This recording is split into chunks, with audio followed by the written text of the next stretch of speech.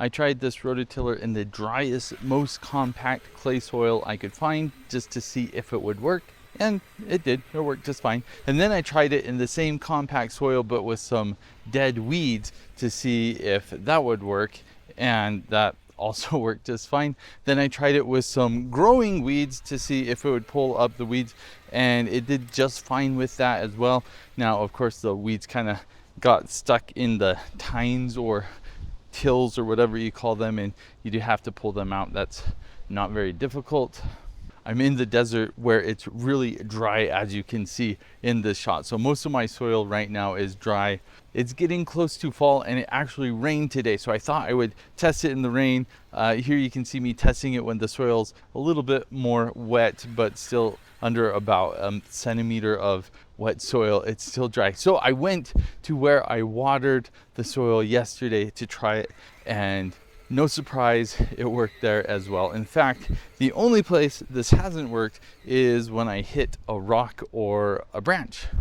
And when that happens, it just stops, and then you start it up again and it works just fine. This was sent to me so I could try it out and make this video, and I really didn't have any expectations, but this has exceeded my expectations. Before I got this in my mind, I kind of comparing it to my normal rototiller with gas, kind of that big thing, and I'll talk a bit more about that later, but I don't think that's necessarily a one-for-one comparison like I originally thought. When this arrives, there's a few pieces that you have to put together. It probably took me about 5 to 10 minutes.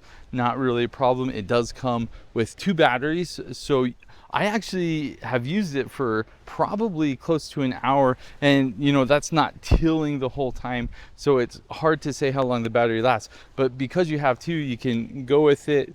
The battery dies, you charge that up while you're using the other batteries, so you can use this for quite a long time.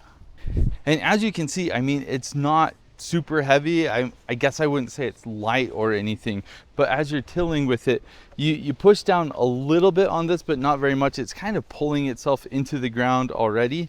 It does have, for the handle, you push this in, you have to push this in and then push this as well. I will mention that after you do that for a while, it does actually get quite tiring, so that's something to be aware of. I will switch hands sometimes. I wish there was a way to lock this in place. I understand why there's not, but if you're wondering if it's easy to use, I had my son try it just to see how it was. He had a blast. It was very easy for him to use, and honestly, I've really enjoyed using this as well. So let's talk about your traditional gas tiller that's much larger. Compare it with this. The most obvious difference, besides it being electric versus gas, is that this is obviously just much smaller. So the thing to be aware of with that is this is absolutely going to take way more time to cover the same amount of ground as your typical tiller. The other thing is these tines, or these metal, whatever you call them, they are not as deep. So you're not going to go down as deep. Now you can push it down, you can keep going, and you can get deep, but it's just not going to happen like your traditional tiller. What makes this really great, however, is because it's smaller, you can get to a lot of areas that you just can't get with your standard tiller that's big and bulky, and it won't go to all the places. Another thing I did in my garden is I wanted to plant a bunch of onions, so I just made a row with this and just went through, loosened up all the soil, plopped in the onions, and then I was good to go. So for a quick and easy job, this is absolutely perfect. And in fact, this area you see in my garden, I was wanting to work on this honestly for years, but I've always been too lazy to bust out my tiller. I don't know if I can start it again. It's just been sitting out. I've been too afraid to do anything with it. But with this, I just kind of started in the evening to see if it would work, and then I just kept going. And that's what I think the main advantage of this is. It's so lightweight and portable. You can just take it anywhere. You don't have to think about it. You don't have to schedule time in your day to get anything done. If you need to do something really quick in like just 5 or 10 minutes, you just grab it, you do it, and then you're done. That's it. Another nice thing about it, and I apologize for the wind, but listen to how loud this is. Like, I've got my mic here. It's about 5 feet away maybe. I mean, I guess it's not super quiet, but it's certainly not loud.